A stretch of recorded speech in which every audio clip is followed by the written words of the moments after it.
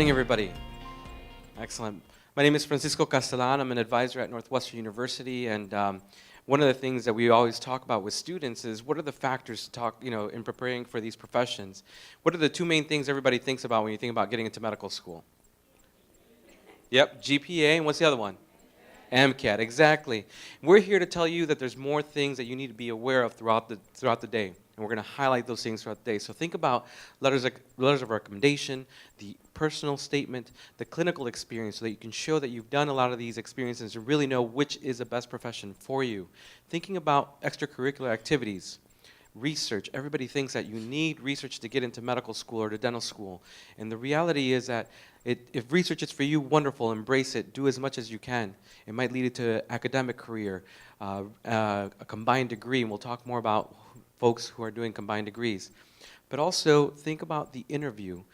There's all these pieces that are being evaluated along the way to see if you're the ideal candidate for that institution. The key thing to think in mind along the way is that your role is to be proactive. We'll talk about applying early, taking advantage of time, not waiting to the deadlines.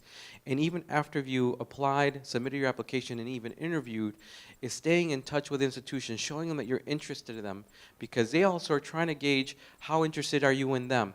And so again, doing follow-up, thank you notes, even simple email messages is going to be key through the process.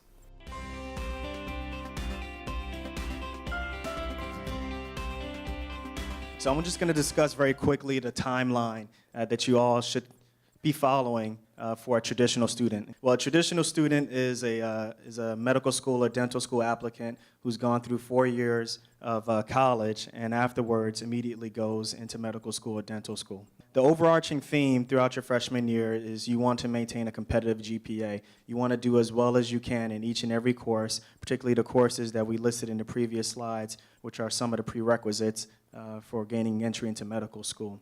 Okay.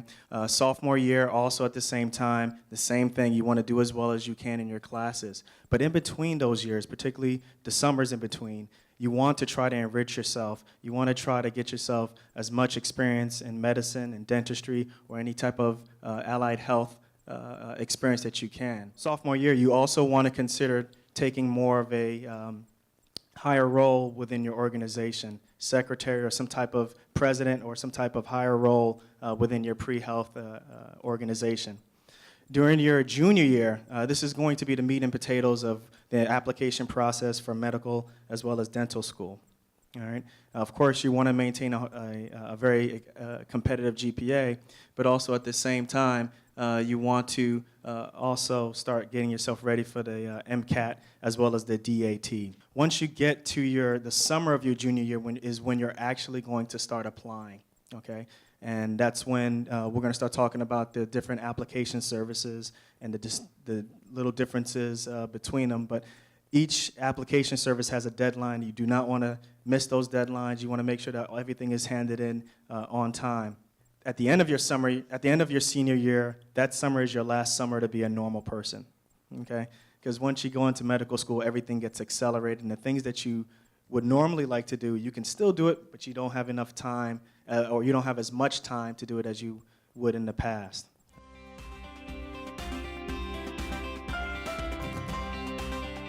So the difference with the non-traditional is you're somebody who graduated from undergrad and you had time in between when you graduated and from when you started professional school.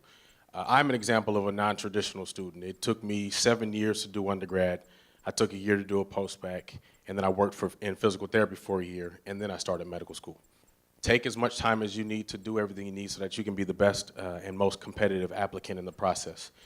If you feel like you're in that position, the first thing you should do is discuss with your advisor, okay?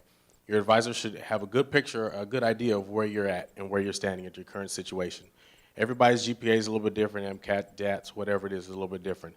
If your MCAT score is a little bit lower, then okay, maybe you do have to take a little bit more time and study for the exam and retake it. I took mine 3 times. It's okay. Sometimes you just got to keep plugging along and keep going on the path. If your GPA is a little bit lower, you can do, post-bacs after you graduate. You can take extra classes, but this is all things that you should discuss with your advisor, kind of see where you're at. We want to stress the earliness of this process because more people are beginning to apply to medical school every single year. I know at Howard we got about between 6,000 and 8,000 applications just for this past class. So if you submit earlier, you're one of the first ones at the beginning of the pile. Your whole application gets a real good look. The same thing goes for dentistry. You're going to apply early. There are not as many dental schools that exist in the United States as medical schools, so it is extremely competitive because people are starting to find out how lucrative dentistry is. So we're getting more and more applicants coming to the dental field. And it's the same thing. It takes a while for them to process. So right when you press send doesn't mean that we get it the day one. I sit on the admissions committee at a dental school. They call me, did you get the application? It takes 4 to 6 weeks for it to go from the computer system and to the dental school. So just be mindful of that. Additionally, as you can see, since there's not a lot of dental schools and there aren't a lot of slots, they can charge a little bit more money for processing fees. You can see it's almost double the amount to apply to dental school.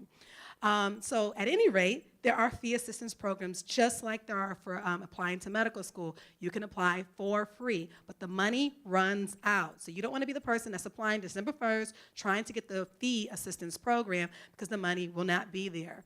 The early bird catches the worm. You're here early today, and you got great seats, right? You want to apply early to medical or dental school so you can get the great seats, the great chance for them to look at your application.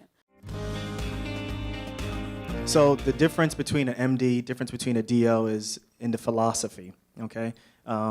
When we are practicing medicine in a hospital, there really aren't major differences. There really aren't even minor differences for the most part, okay? I do general surgery just like my MD counterparts. I cut the same way. I take out organs the same way. I sew together the same way. I even treat them the same way afterwards. It's just that I have some extra skills that I can use to help my patients get out faster.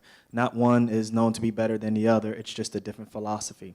The major philosophy difference is that with osteopathic medicine, the first tenet is that the body can self-heal. And as an osteopathic physician, you're trained to get the body back to that state where it can self-heal, okay? With allopathic medicine, the concept is that in order to get the body back into a healthy state, you use external devices or external pharmaceuticals to get the body back to a healthy state. As for the application service, there is a separate application service for the osteopathic medical schools. It's very similar to AMCAS, which is the allopathic system. There's some slight differences. One, the science GPA calculation is slightly different, and also at the same time, if you have to repeat a course, that's going to replace the previous grade. Also, the personal statement, you're allowed less words in general to place for the for the osteopathic application system in comparison to the allopathic system, okay? So less words you're allowed to write your essay with in the osteopathic application system compared to the allopathic system, MD system. Also at the same time, very important, your application won't be evaluated by an osteopathic school unless you have a letter from a DO. Okay, make sure you all understand that. If you want to apply to osteopathic medical school, make sure you get in really good and you get to know and spend some time with an osteopathic physician and make sure he writes you a letter of recommendation.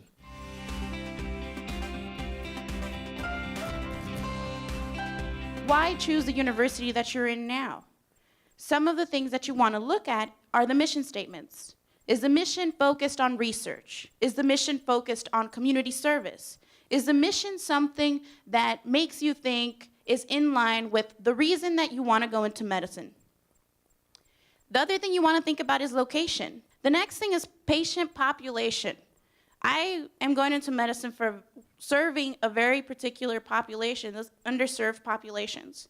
I really like working with immigrant populations and people who speak multiple languages. So when I interviewed, I had to make sure that I would look at the patient population, ask the academic people, ask the students, who do you work with? Do you actually go into the community? Or do you simply take care of patients at the academic institution and not go out into the community hospitals?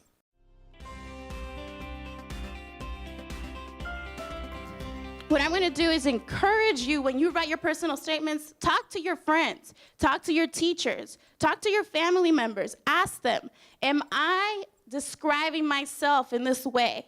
What can I do to improve this? And it's gonna take time. Like, it took me maybe 7 months to write my personal statement. And there was revisions, and I changed it. And when people said, you know what, it's not that good right here, I said, thank you. I didn't take it personally because what I want is that feedback to make it better.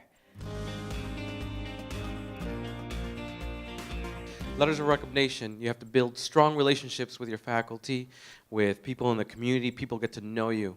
Think about what you can provide to them so that they get to know you outside of the environment. So if you have a professor, they get to see how well you do in their class, how well you do in the groups that you're a part of.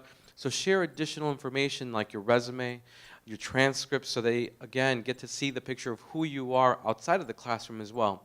And that's really the key to making the relationships to connect with those folks so they can write you the strongest letters. And again, there's a lot of resources out there. Ask questions. Take advantage of the resources. That's the #1 skill that these professional programs are looking for, your ability to ask for help. It's not a weakness, it's a strength. So today, take advantage of that and ask for help, ask questions.